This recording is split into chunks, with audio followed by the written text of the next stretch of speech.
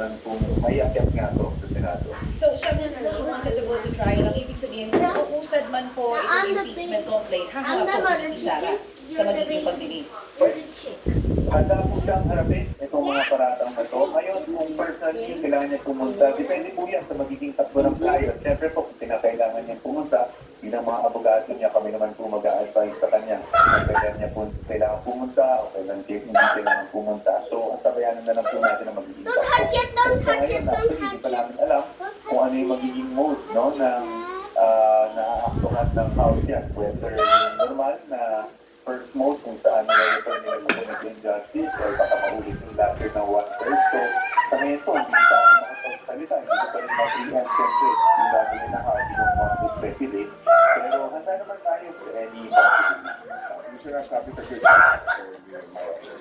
yung trial, yun nga yun, in the Senate. Yes, So, yes, yes. ang sinasabi na ko, ngayon, hindi pa nga kami sure kasi ang pinaksinang pala ngayon, Justice Committee ay yung impeachment ng Pangulong Marcos. No? Susunod ngayon na sa kapalong na dyan, kapag na-refer na yan sa committee, ay itong impeachment ni VP Sara. Attorney ko lang ha, hindi naman sa ako'y nag-aadentado dito. Pero mag-ingat dito ang Kamara. At kahit na, no? Kasi kung nabasa mo naman yung Supreme Court decision, diba? At the prerogative of the House, diba sabi? Pero pwede pa rin sila, kahit na doon ka sa second mode, yung fast mode, pwede pa rin silang magpatawag ng kaukulang pagdinig. No? Ako sa kanila, si VP Sara haharap sa House. Sa House Justice Depende po Committee. yan. Opo, depende po yan. Depende po yan on when have to evaluate. As we know, when I was reading the committee rules, we actually are entitled to issue compulsory processes din po. No? So depende po yan kung talagang hindi nila compulsory na humarap ang Vice Presidente, then we'll evaluate the situation and advise the Vice President accordingly. But ang usually naman po nangyayari in accordance with their rules right now is pag napunta sa committee, bago mag-hearing, magpapay ng answer, no? Kami.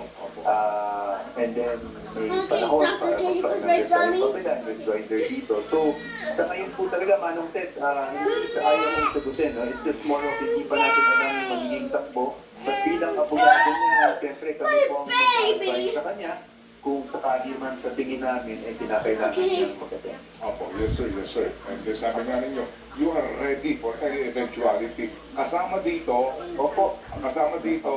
ang posibilidad na pagsilip sa anumang teknikalidad na naman na mangyayari dito sa filing na ito na maaaring idulog na naman sa kataas-taasang hukuman.